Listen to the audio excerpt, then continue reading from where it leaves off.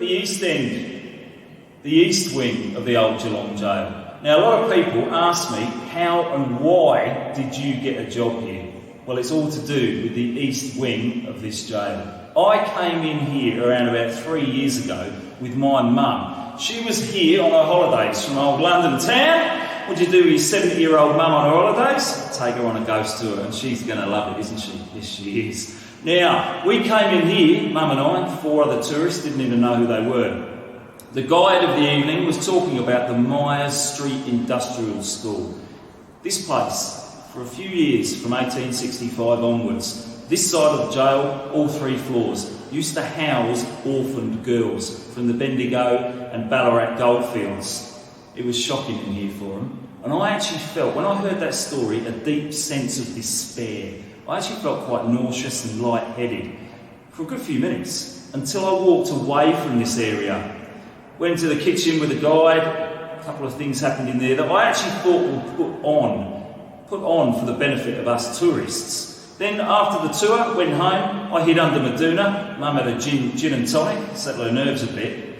And a few days later, I said to my wife, who hadn't come on the tour, mind you, I reckon something's come back from that place with me. Don't be so stupid. You tired? You stressed? You drinking? No, I haven't. So, what's happening? Well, the thing is, darling, I keep waking up, getting a tap on my shoulder in the middle of the night. I sit bolt upright, you're fast asleep next to me, and I get the feeling there's a young presence in the room. I think it's one of our daughters. So I get up, go down the corridor, check on the girls. They're fast asleep in bed, it can't be them. So, just think it's one of those things. Maybe I'm a bit stressed, a bit overtired.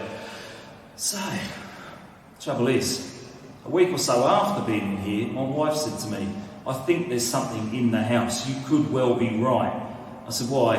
She said, because last night I went to check on the girls. Late at night with the lights off. Confidently walked down the corridor, had her ponytail pulled. Jab, jab. She nearly fell backwards, jumped up, switched on the hallway light and the kitchen light, wondering what the hell was going on.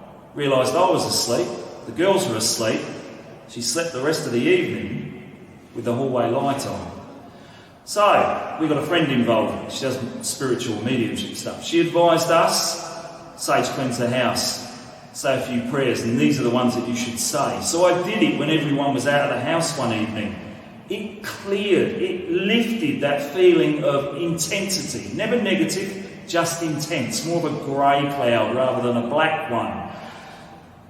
Thing was, it lifted it for about 3 days until it came back with a vengeance. Our daughters, we hadn't told them anything about it. They hadn't been on the tour, nor had my wife. How can she experience something that I thought I experienced here? She wasn't even anywhere close to the jail that night. Anyway, thing was, how could it happen to somebody else? Well, it could, because it happened to my oldest daughter. So we hadn't told her anything about what we thought was in the house or what was going on. Too young, don't need to know about it. Back then, the daughters, they were 4 and 9 years of age. The eldest came to tell us, Mum, how come last night when I go to the bathroom, middle of the night, I get up, go down the corridor, I see my sister. I think it's my sister, she's down the end. She's dancing and skipping around. I told her to go back to bed. Didn't want to wake anyone else up. So I went in the bathroom, did what I needed to do and came out. She'd gone. I assumed she'd gone back to sleep. Then I thought to myself, Mum, it didn't look like her. She had blonde hair and a white dress. That's not my sister. It couldn't have been her sister. She has short brown hair, wears pyjamas. That night was actually in bed with my wife and I. That is when I get on the phone to the tour company. Debs, who runs the tour company, she kind of giggled at me and said, it's fine, don't worry, calming me down. You just have, plain as day, paranormal attachment. I literally thought someone was pulling my leg, but she took it that seriously. We booked in a time and a date for the following Thursday. Come in, we'll have a medium on call for you and they will sort it out. It was a Friday when I called her. The nights in between that Friday and the following Thursday, every single night our eldest daughter would get up in the morning and say, Mum, Dad, can you stop waking me up? We made out it was us, but it wasn't. We made sure her bedroom door was shut the moment we went to bed. What's going on, darling? Well, Dad, it's like this. I stir because I hear my bedroom door open, and then something is touching my forehead, flicking the hair back, touching me down the side of my neck. It's like someone wants me to come and play. And then, when I stir a bit more and look up, I see my bedroom door shut, but there's no one there. That's a bit odd, isn't it? Yes, it's very odd, darling, but we will sort it out. The following Thursday, I came in here, 7 o'clock in the evening, met a medium at the front gate, and she walked me in. We stood at the base of these stairs. She starts telling something.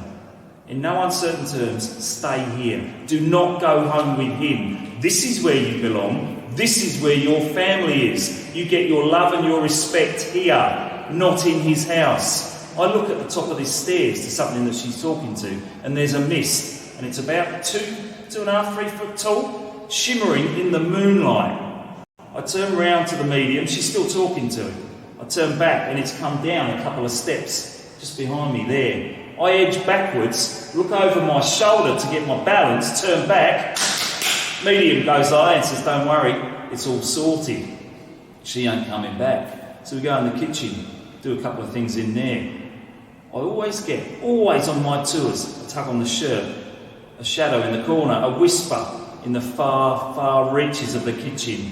They're there, they know I'm there, they're trying to get my attention.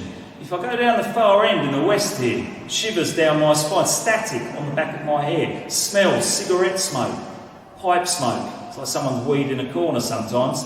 As soon as you smell it, it's gone in the blink of an eye. I said to the medium, can we come back down here and I can take a picture of this stairwell? She said, yes, of course. We come down here. I had my phone, I held it up, took a picture. Didn't have the flash on, did I? Completely black. So I reset it, put the flash on, hold it up. It's just adjusting to the moonlight. I'm about to hit that shutter, and all of a sudden, from left to right at walking pace, on my screen is that mist that was on these stairs only a few minutes before, just drifting across. I couldn't believe it. I put the phone down, the jaw drops, my eyes are like saucers. It's there, in the moonlight, just drifting past me as clear as day. The medium elbows me in the side and says, can you see that? No shit, Sherlock, I can see it all right. She runs round behind me and ushered it away. I had to make a promise though. I'd come back here, henceforth. That's why I have a tour guide job here now.